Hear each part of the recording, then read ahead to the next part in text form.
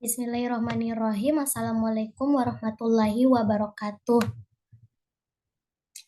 Perkenalkan, nama saya Nurul Aimana Marsuki dengan NIM 200701500030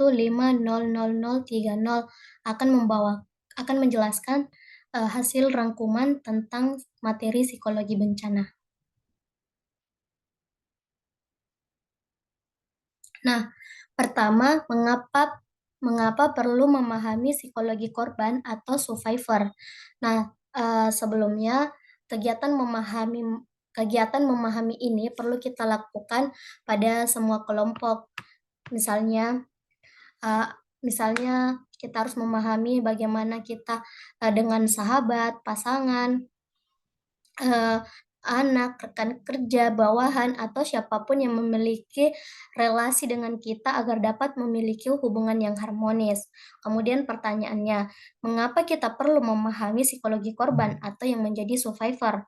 Nah, memahami psikologi korban atau survivor itu merupakan hal yang sangat penting dilakukan karena dengan kita memahami korban, itu merupakan penunjang sejauh mana kita mampu mendampingi untuk ikut memfasilitasi proses pemulihan korban atau bahkan justru mengganggu proses pemulihan tersebut. Nah, trauma dan stres pasca trauma. Secara psikologis, trauma itu mengacu pada pengalaman mengagetkan dan menyakitkan, bahkan mengancam nyawa, yang memukul dan menimbulkan luka, yang situasinya itu melebihi situasi sulit yang dialami manusia sehari-hari pada kondisi yang wajar. Dengan pengertian di atas, stres pasca trauma itu merujuk pada keadaan tertekan, tidak nyaman, hilangnya keseimbangan yang menyusul kejadian traumatik. Nah, trauma menyusul itu akibat suatu kejadian tunggal yang sangat menggoncang individu. Misalnya mengalami kecelakaan, kematian orang tua secara mendadak dengan cara yang menyakitkan, dirampok, diperkosa, itu dapat terjadi stres pasca trauma. Semua kejadian itu dapat mengakibatkan stres pasca trauma. Nah, kejadian tersebut itu akan membuat individu merasa was-was ketika mereka menyetir mobil, tidak mau melewati rumah sakit yang tempat orang tuanya tersebut meninggal, takut tinggal di rumah yang sama setelah terjadinya pemerkosaan dan lain sebagainya. Nah, bisa jadi hal tersebut itu membuat individu merasa tak mampu mengendalikan pikirannya karena ingatan-ingatan mengenai kejadian tersebut selalu merasuki pikirannya sehingga membuat individu itu akan menimbulkan perilaku mudah terkejut, cepat curiga, diserang panic attack, hingga sesak nafas, hilang kendali diri, ataupun menampilkan gangguan-gangguan fisik lainnya.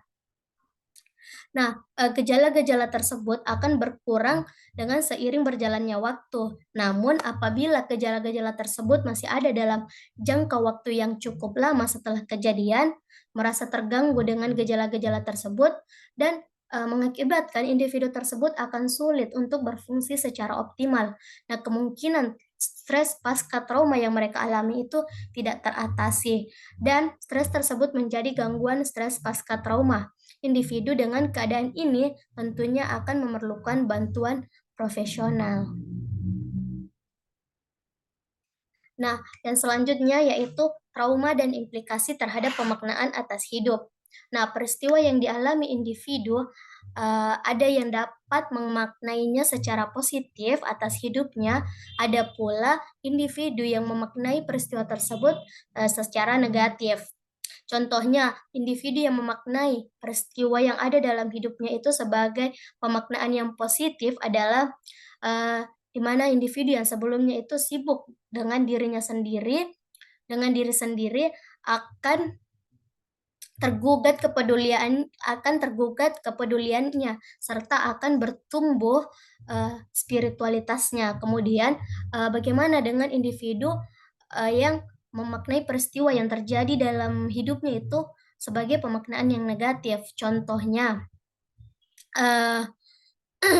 Contohnya itu seperti individu yang selamat dari tsunami, mereka akan memiliki kemungkinan untuk terus-menerus merasa berdosa atau merasa bersalah karena tidak mampu menyelamatkan anggota keluarganya yang lain, seperti itu. Nah, kemudian selanjutnya ada situasi-situasi sangat sulit dan pemaknaan atas hidup. Eee, kita perlu membedakan antara peristiwa traumatik dan situasi, dan situasi-situasi yang sangat sulit dalam hidup. Nah, kenyataannya itu individu tertentu mengalami, trauma yang berulang-ulang sedemikian rupa. Eee, ada pula kelompok atau komunitas yang tidak hanya mengalami beberapa episode traumatik, tetapi seolah-olah hidup dalam trauma itu. Nah, hal ini kita ambil pada masyarakat Aceh yang mengalami, tsunami. Kita bisa lihat di tabel ini masyarakat yang mengalami yang masyarakat Aceh yang pernah mengalami tsunami itu, aspek yang terkena itu pada individu tersebut seperti nyawa dan keamanan, di mana, eee, muncul muncul masalah muncul masalah atau stresor itu ketika ancaman terhadap kehidupan dan ancaman terhadap rasa aman. Nah, pemaknaan dalam hidupnya itu mereka akan terus-menerus merasa terancam, memiliki rasa kewaspadaan yang berlebihan, perilaku mencari keamanan yang terus-menerus. Kemudian aspek yang kedua yaitu aspek yang terkena itu seperti aspek pada hubungan, kedekatan, keterikatan, atau yang biasa disebut dengan attachment. Nah, hal yang memunculkan stres pada aspek ini yaitu di mana, timbul akan rusak atau putusnya hubungan dan ancaman hilangnya keterikatan. Nah, pemaknaan hidup atas ini yaitu di mana mereka akan merasakan kecemasan atas keterpisahan, kehilangan dan berduka. Kemudian aspek yang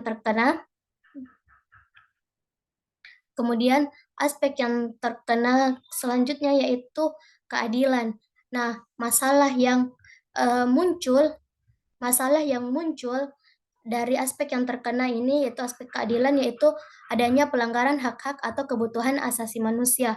Nah, pemaknaan individu, atas masalah ini yaitu timbulnya kemarahan atau frustasi. Nah, selanjutnya aspek terkena yang terakhir yaitu makna hidup dan keberadaan diri. Eee, hal yang memunculkan stres atau akan munculnya stresor di mana rusaknya sistem sosial budaya dan nilai-nilai. Rusaknya keyakinan keyakinan tentang diri dan kehidupan secara umum. Nah, pemaknaan individu terhadap hidupnya itu, akan mengalami transisi budaya, keraguan eksistensial termasuk dalam aspek spiritual. Selanjutnya yaitu mereka akan memiliki prasangka antar kelompok. Nah, yang selanjutnya itu adanya trauma, situasi-situasi sulit, dan tingkah laku manusia.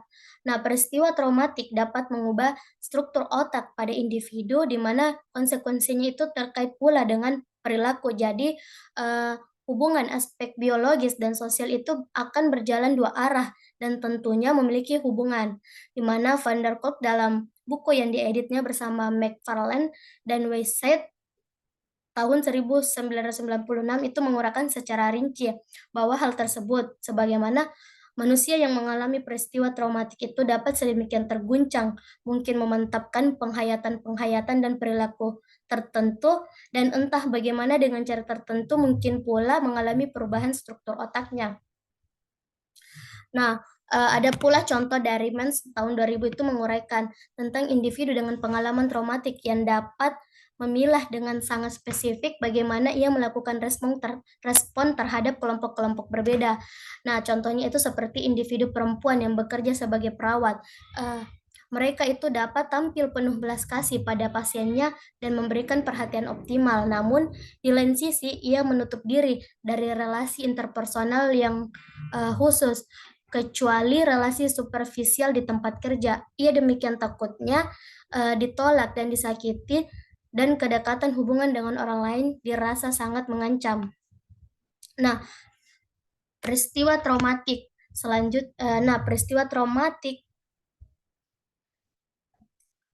selanjutnya yaitu trauma dan situasi-situasi sulit jelas akan berdampak pada bagaimana individu tersebut akan memaknai hidup dan keberadaan dirinya. Ada bagaimana manusia mengembangkan spiritualitasnya. Terdapat individu atau kelompok akibat sejarah sosial, politik, dan psikologis yang khusus cenderung jadi tertutup dan lari pada pemahaman mistis yang fatalistik untuk mencari rasa aman. Dalam hal ini, bisa jadi yang berkembang dan terus dimantapkan adalah dikotomi baik, buruk, dosa, dan tidak, serta pemahaman mengenai kelompok saya akan lebih baik dan lebih bermoral, sementara kelompok lain buruk dan membawa kebejatan. Nah, pikiran-pikiran tersebut itu yang akan muncul ketika mereka akan mengalami situasi-situasi sulit dalam hidup dan ketika mereka mengalami trauma. Kemudian yang selanjutnya yaitu adalah kehilangan traumatik atau yang biasa disebut dengan traumatic grief. Nah, situasi berduka ini merupakan akibat dari traumatic grief atau yang biasa disebut dengan kehilangan traumatik. Seseorang yang mengalami traumatic grief itu mengalami banyak sekali luka, kemarahan, kebingungan, kesedihan, dan penyesalan. Nah, dampak kehilangan tersebut dapat demikian menghujam individu seperti manusia jadi bertanya-tanya tentang arah hidupnya bagaimana, selalu merasa serba salah, tetapi mereka tidak mengetahui letak letak kesalahannya itu di mana, terus menerus berpikir tentang yang lampau, sehingga sangat sulit mengambil langkah-langkah konstruktif ke depannya. Seseorang yang mengalami traumatic grief ini atau kehilangan traumatik itu mereka akan selalu berpikir tentang masa yang lampau dan sulit untuk melangkah dan melanjutkan hidupnya ke depan. Nah, apabila duka traumatic grief ini dialami oleh individu dan individu tersebut menyadari bahwa memang kehilangan ini adalah sesuatu yang mutlak, maka individu itu akan mudah mengatasinya dibandingkan dengan mereka yang tidak menyadari tentang tentang kehilangan ini. Hal itu yang akan membuat individu sulit untuk mengatasinya. Nah, bahkan akan memunculkan masalah yang baru. Kemudian perempuan dan anak setelah terjadinya bencana itu perempuan dan anak itu akan rentan untuk mendapat komentar-komentar negatif. Contohnya itu seperti pada salah satu contoh tsunami Aceh. Nah, di mana perempuan itu lebih banyak meninggal dibandingkan dengan laki-laki. Nah, komentar-komentar yang sering muncul pada masyarakat itu tentang mungkin perempuan yang banyak meninggal itu dikarenakan perempuan itu lebih banyak dosanya, jadi lebih banyak mati dan lain sebagainya. Nah, tidak dalam situasi konflik saja, tidak dalam situasi setelah bencana saja, perempuan dan anak itu lebih rentan akan menerima perlakuan diskriminatif dan kekerasan. Dalam konteks Aceh ini dengan banyaknya itu perempuan meninggal, maka perbandingan rasio jenis kelamin itu menjadi tidak lagi imbang antara laki-laki dan perempuan, di mana para laki-laki yang selamat itu tidak dapat menggantungkan diri pada perempuannya untuk mengerjakan tugas-tugas tradisional yang selama ini diletakkan pada perempuan seperti menjaga anak dan mengelola rumah tangga. Nah, kemudian lalu bagaimana? Nah, lantas muncul pertanyaan, lalu bagaimana para laki-laki ini harus melampiaskan kebutuhan seksualnya ketika lebih banyak perempuan yang meninggal ketimbang laki-laki, kan rasio atau, perbandingannya itu kan tidak sama. Nah, lantas bagaimana laki-laki tersebut akan melampiaskan, eee, kebutuhan seksualnya? Bagaimana mereka akan mengelola frustasinya ketika kehilangan perempuannya dan anaknya? Nah, kita perlu memikirkan implikasi apa saja yang mungkin terjadi dari situasi ini terhadap perempuan dan anak-anak. Nah, apakah perempuan dan anak jadi tertimpa beban semakin berat dan semakin rentan terhadap kekerasan? Perlu kita perlu kita tindak lanjuti dengan program-program yang selain ditujukan bagi anak dan perempuan, juga secara khusus ditujukan pada kelompok laki-laki, agar para laki-laki dapat mengelola rasa frustasi, mengelola diri sendiri, dan juga mengembangkan sikap-sikap menghormati perempuan dan anak. Karena, salah satu contoh peristiwa pada tsunami Aceh itu di mana, ada seorang perempuan yang bercerita bahwa, mereka itu kayak sering diganggu, oleh, laki-laki yang ada di sekitarnya setelah bencana itu terjadi. Mengapa? Karena ya perbandingan laki-laki dan perempuan setelah kejadian bencana itu, tidak seimbang, jadi membuat laki-laki itu akan mencari-cari tempat untuk melampiaskan kebutuhan seksualnya dan mereka tidak tahu bagaimana cara untuk mengelola, rasa frustasinya. Nah, bagaimana ke depannya?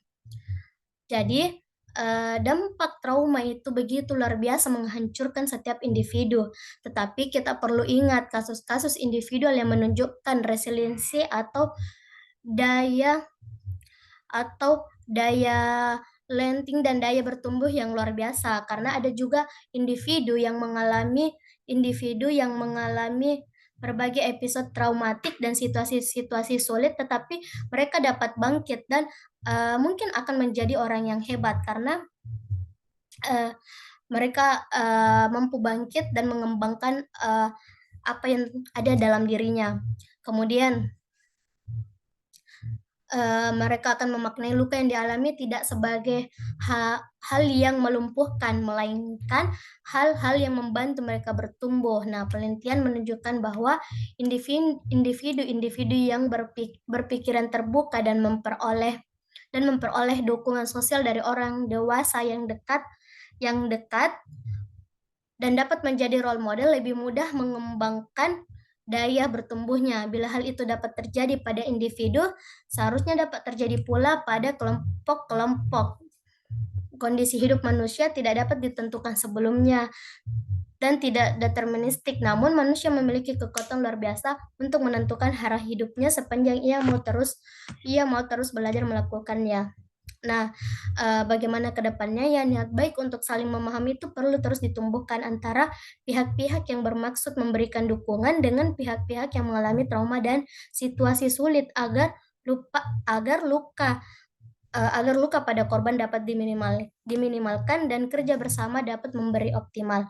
Mungkin hanya itu yang dapat saya sampaikan, kurang dan lebihnya mohon dimaafkan karena juga masih dalam proses pembelajaran. Terima kasih. Wassalamualaikum warahmatullahi wabarakatuh.